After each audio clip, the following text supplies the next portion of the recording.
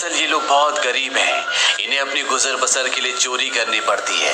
ये दोनों ट्रेन से बहुत सारा कोयला चोरी करते हैं और उस कोयले को एक दुकान में बेचने के लिए जाते हैं। उसी दुकान में जलेबियां भी बन रही होती है।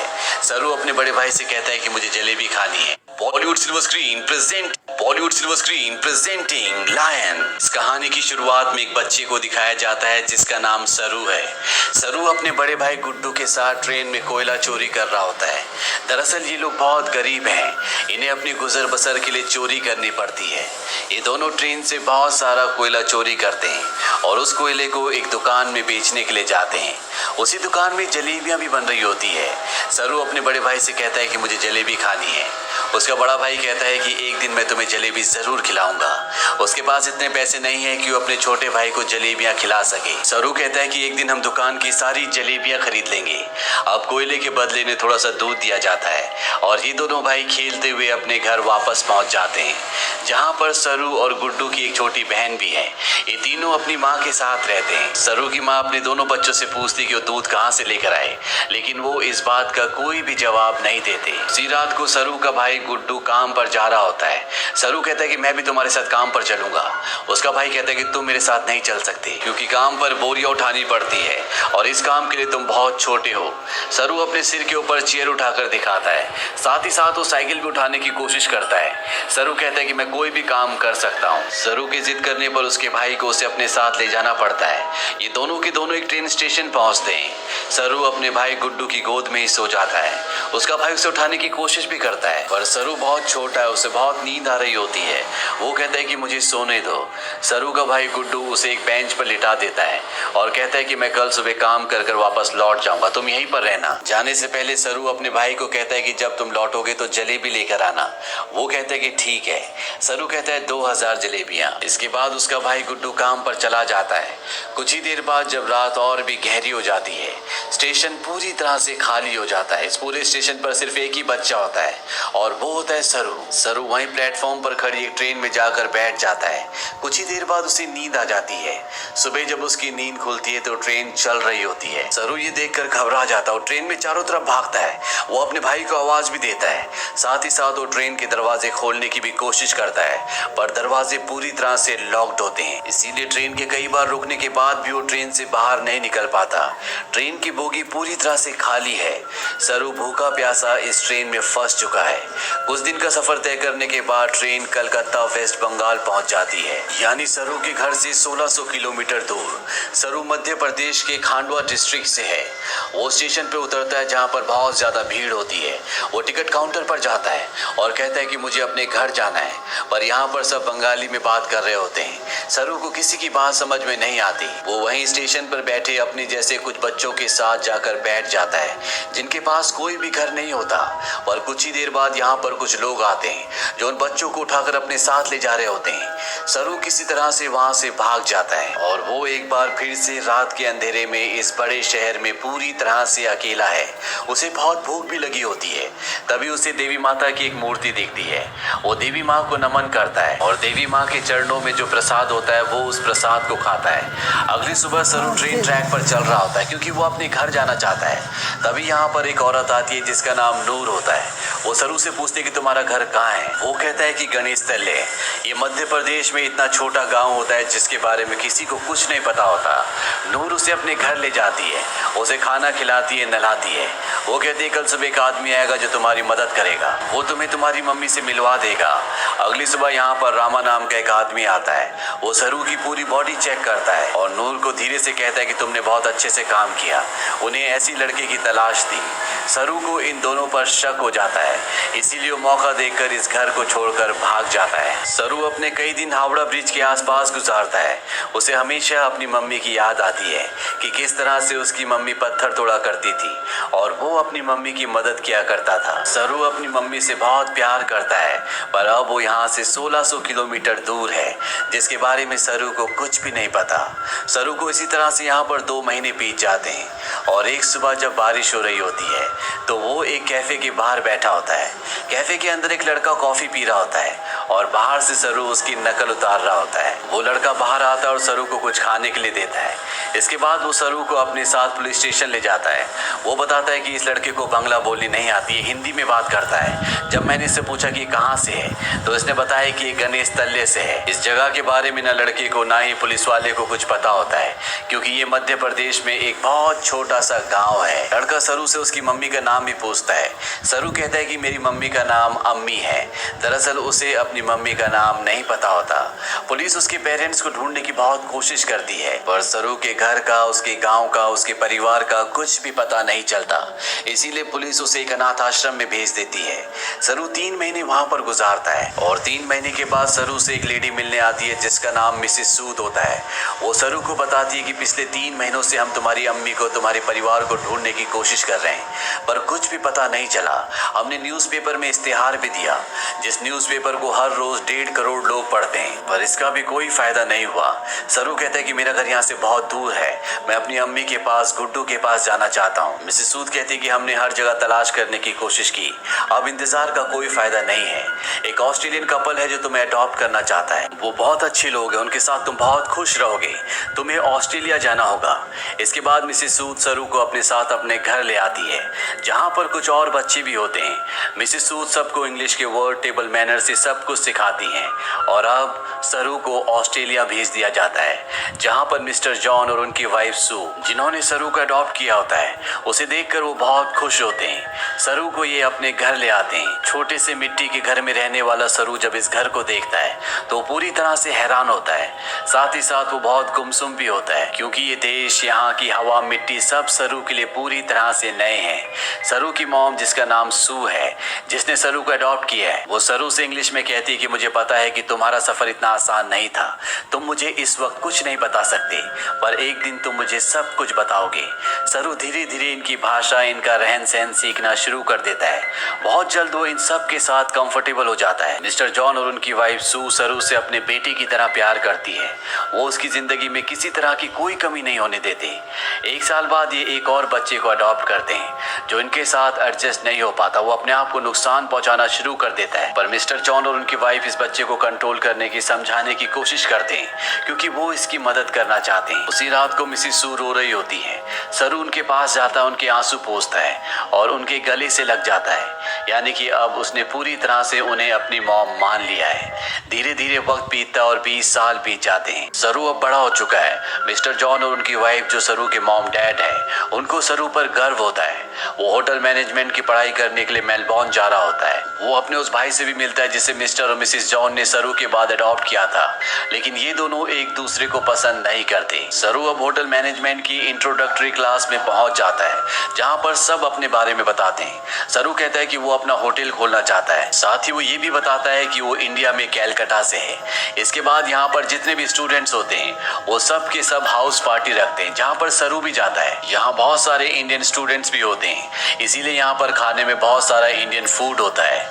और सरू जब वहाँ पर जलेबियाँ देखता है तो उसे बचपन का वो लम्हा याद आ जाता है, जब उसने अपने भाई गुड्डू से जलेबी खाने के लिए कहा था और जवाब में उसके भाई गुड्डू ने कहा था कि वो उसे जलेबी जरूर खिलाएगा। सरू ने कहा था कि एक दिन वो सारी जलेबी खरीद लेंगे। सरू को जब ये लम्हा याद आता है तो उसकी आंखों में आंसू आ जाते हैं और वो अपने दोस्तों को बताता है कि वो कैलकाटा से नहीं है, वो किसी और जगह से है। बचपन में वो खो गया था, वो एक ट्रेन में बैठ गया था और जब ट्रेन रुकी तो वो कैलकाटा पहुंच गया था। यहाँ पर एक लड़का उससे पूछता है कि वो ट्रेन में कितने दिन तक था। सरू कहता है 2-3 दिन तक। वो लड़का उसके गाँव का नाम पूछता है। सरू कहता है गणेश तले, लेकिन सरू को अब ये भी नहीं पता कि वो अपने गाँव का नाम अच्छे से प्रोनाउंस कर पा रहा है कि नहीं, क्योंकि उसे हिंदी बोलनी नहीं आती, वो अब सिर्फ इंग्लिश बोल सकता है। यहाँ पर एक लड़का उससे कहता है कि कैलकाटा के हावड़ा ब्रिज से, जहाँ पर तुम बचपन में पहुंचे थे, अगर वहां से हम टाइम और ट्रेन की स्पीड को कैलकुलेट करें और वापस जाएं तो हम तुम्हारे गांव के आसपास के रेडियस में पहुंच सकते हैं। यहाँ पर एक लड़की उसे गूगल अर्थ के बारे में बताती है। वो कहती है गूगल अर्थ के सहारे तुम दुनिया की किसी भी जगह को ढूंढ सकते हो, पर सरू इस बारे में और ज्यादा बात करने से मना कर देता है। इसके बाद ये पार्टी से निकल जाते हैं। सरू के साथ एक लड़की भी होती है जिसका नाम लूसी होता है। ये दोनों एक दूसरे की तरफ अट्रैक्टेड होते हैं, इसीलिए रात को ये दोनों एक दूसरे के फिजिकली बहुत क्लोज हो जाते हैं। अगली सुबह जब सरू उठता है तो उसे अपने पेरेंट्स की, अपने घर की, अपने गांव की याद आती है। उसे एहसास होता है कि उसके खो जाने के बाद उसकी मॉम, भाई बहन उसके लिए कितना परेशान हुए होंगे। इसीलिए गूगल अर्थ एप्लीकेशन के जरिए साथ ही साथ स्टेशन से अपने घर की जो दूरी होती है उसकी कैलकुलेशन करके हर तरह से अपने गांव गणेश तले को ढूंढने की कोशिश करता है, पर उसकी सारी कोशिश पूरी तरह से बेकार हो जाती है। धीरे धीरे वक्त बीतता और 3 साल बीत जाते हैं। लूसी का और सरू का रिश्ता अब और भी गहरा हो चुका है। ये दोनों एक दूसरे से बहुत प्यार करते हैं, पर सरू आज भी अपने परिवार के लिए परेशान है। उसे कई बार अपने भाई की छवि दिखती है। उसे एहसास होता है कि उसका भाई उसे कह रहा है कि उसे घर चले जाना चाहिए। सरू अपने परिवार की यादों में, उन्हें ढूंढने में इतना खोया होता है कि धीरे धीरे वो लूसी से अलग हो जाता है। वो लूसी से कहता है कि तुम मुझसे बेहतर इंसान डिजर्व करती हो। लूसी और सरू अलग हो जाते हैं। कई महीनों के बाद लूसी को सरू जब एक दिन एस्केलेटर पर देखता है तो वो उससे बात करता है। वो लूसी से कहता है कि वो उसे बहुत मिस करता है। इसके बाद एक बार फिर से दोनों एक दूसरे के बहुत क्लोज आ जाते हैं। लूसी सरू से कहती है कि तुम्हें अपनी मॉम के पास जाना चाहिए, उन्हें तुम्हारी जरूरत है। सरू अपनी मॉम के पास जाता है जिनकी तबीयत खराब होती है। सरू को आज तक ये लगता था कि उसकी मॉम ने उसे इसलिए अडॉप्ट किया क्योंकि वो कभी माँ नहीं बन सकती, पर सू सरू को बताती है कि मैं माँ बन सकती थी, पर मैंने और तुम्हारे डैड जॉन ने डिसाइड किया था कि हम 2 बच्चों को अडॉप्ट करेंगे क्योंकि इस दुनिया में बहुत सारे ऐसे बच्चे हैं जिन्हें माँ बाप की, परिवार की जरूरत है। वो सरू को अपने बचपन का एक एक्सपीरियंस भी बताती है। वो कहती है कि मेरे डैड बहुत ज्यादा अल्कोहल पीते थे, वो एक अच्छे इंसान नहीं थे। मैं हमेशा डरी डरी रहती थी और एक दिन जब मैं अपने घर के पीछे गई तो मैं चाहती थी कि धरती मुझे निगल ले। तभी मुझे खेत की दूसरी तरफ एक बच्चा दिखा जिसकी ब्राउन स्किन थी और अगले पल वो बच्चा मेरी साइड में खड़ा था। उस पल मुझे एहसास हो गया कि अब मेरी जिंदगी में सब कुछ ठीक होगा। फिर तुम और तुम्हारा भाई मेरी जिंदगी में आए, लेकिन अब तुम मुझसे बात नहीं करते, मुझे तुम्हारी जरूरत है। सरू को यहाँ पे एहसास होता है कि उसे अपनी मॉम का साथ देना चाहिए और साथ ही वो अपनी बायोलॉजिकल मदर को भी ढूंढना चाहता, अपने भाई को ढूंढना चाहता है।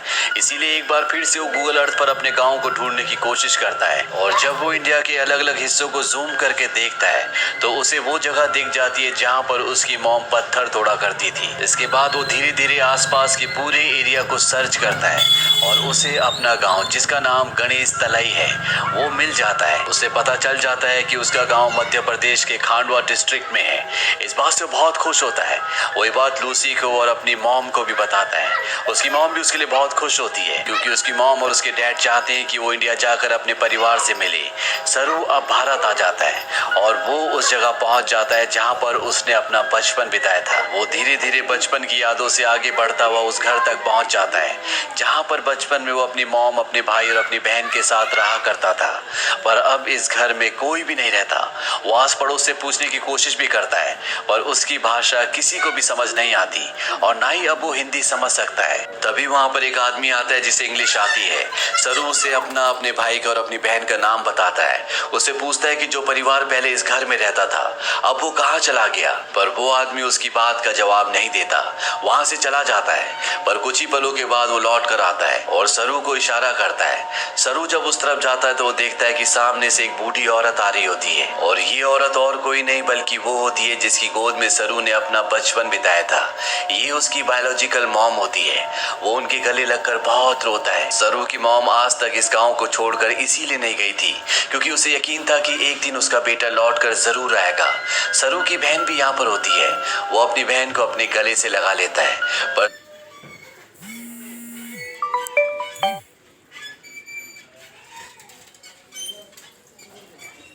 मिल नहीं पाता। उससे पता चलता है कि जिस रात वो अपने भाई के साथ काम पर गया था मध्य प्रदेश के खांडवा डिस्ट्रिक्ट में है। इस बात से बहुत खुश होता है। वही बात लूसी को और अपनी मॉम को भी बताता है। उसकी मॉम भी उसके लिए बहुत खुश होती है क्योंकि उसकी मॉम और उसके डैड चाहते हैं कि वो इंडिया जाकर अपने परिवार से मिले। सरू अब भारत आ जाता है और वो उस जगह पहुंच जाता है जहां पर उसने अपना बचपन बिताया था। वो धीरे धीरे बचपन की यादों से आगे बढ़ता हुआ उस घर तक पहुंच जाता है जहां पर बचपन में वो अपनी मॉम, अपने भाई और अपनी बहन के साथ रहा करता था। पर अब इस घर में कोई भी नहीं रहता। वो आस पड़ोस से पूछने की कोशिश भी करता है पर उसकी भाषा किसी को भी समझ नहीं आती और ना ही अब वो हिंदी समझ सकता है। तभी वहां पर एक आदमी आता है जिसे इंग्लिश आती है। सरू उसे अपने भाई का और अपनी बहन का नाम बताता है। उससे पूछता है कि जो परिवार पहले इस घर में रहता था अब वो कहाँ चला गया, पर वो आदमी उसकी बात का जवाब नहीं देता, वहां से चला जाता है। पर कुछ ही पलों के बाद वो लौट कर आता है और सरू को इशारा करता है। सरू जब उस तरफ जाता है तो वो देखता है कि सामने से एक बूढ़ी औरत आ रही होती है और ये औरत और कोई नहीं बल्कि वो होती है जिसकी गोद में सरू ने अपना बचपन बिताया था। ये उसकी बायोलॉजिकल मॉम होती है। वो उनके गले लगकर बहुत रोता है। सरू की मॉम आज तक इस गांव को छोड़कर इसीलिए नहीं गई थी क्योंकि उसे यकीन था कि एक दिन उसका बेटा लौटकर जरूर आएगा। सरू की बहन भी यहाँ पर होती है। वो अपनी बहन को अपने गले से लगा लेता है, पर सरू अपने भाई से मिल नहीं पाता। उससे पता चलता है कि जिस रात वो अपने भाई के साथ काम पर गया था, पर सरू को नींद आ रही थी, इसीलिए उसके भाई ने उसे बेंच पर सुला दिया था। और जब उसका भाई जा रहा था तो सरू ने अपने भाई से कहा था कि सुबह जलेबी लेकर आना। उसी रात को उसके भाई गुड्डू की एक ट्रेन दुर्घटना में मृत्यु हो गई थी। यानी कि एक माँ ने एक ही रात में अपने दोनों बेटों को खो दिया था। पर उसकी उम्मीद, ईश्वर पर उसकी आस्था थी जो इतने सालों तक वो अपने छोटे बेटे सरू का इंतजार करती रही। और आज 25 सालों के बाद उसका बेटा वापस लौट आया। सरू इसके बाद ऑस्ट्रेलिया में अपने मॉम और डैड को कॉल करता है। वो उन्हें बताता है कि मुझे मेरा परिवार मिल गया, पर इससे कुछ भी नहीं बदलता। आज भी आप मेरे लिए वही हो जो पहले थे। आप मेरे मॉम डैड हो। इसके बाद सरू उन सभी जगहों पर जाता है जहां पर वो अपने भाई के साथ खेला करता था और इन जगहों पर जाकर उसे अपने बचपन की याद आ जाती है जब वो इन्हीं रास्तों पर अपने भाई के साथ चला करता था। सरू को यहाँ पर एक और बात पता चलती है कि उसका नाम सरू नहीं बल्कि शेरू है, जिसका मतलब होता है लायन। अंत में हमें कुछ रियल फुटेज दिखाई जाती है जिसमें सरू के वो माँ बाप जिन्होंने उसे अडॉप्ट किया था वो इंडिया आते हैं। इंडिया में सरू की जो असली बायोलॉजिकल मॉम होती है वो उन्हें अपने गले से लगा लेती है। तो ये थी सच्ची कहानी सरू की। ऑफिशियल रिपोर्ट्स के मुताबिक पता चलता है कि भारत से हर साल 80,000 बच्चे गायब होते हैं, लेकिन उसमें से 1% भी बच्चे ऐसे नहीं हैं जिनकी किस्मत सरू की तरह हो। इसीलिए इस पूरी कहानी, इस पूरी फिल्म के जो हीरो है वो और कोई नहीं बल्कि मिस्टर जॉन और उनकी वाइफ सू है, जो अपने बच्चे पैदा कर सकते थे पर उन्होंने फैसला किया कि वो अपने बच्चे पैदा ना करके उन बच्चों को अडॉप्ट करेंगे जिनके पास घर नहीं है, ताकि उन्हें एक अच्छा घर मिल सके। अगर इस दुनिया में हर एक इंसान की सोच इसी तरह से हो जाए तो ये दुनिया स्वर्ग बन जाए। तो ये थी पूरी कहानी फिल्म लॉयन की। ये फिल्म सन 2000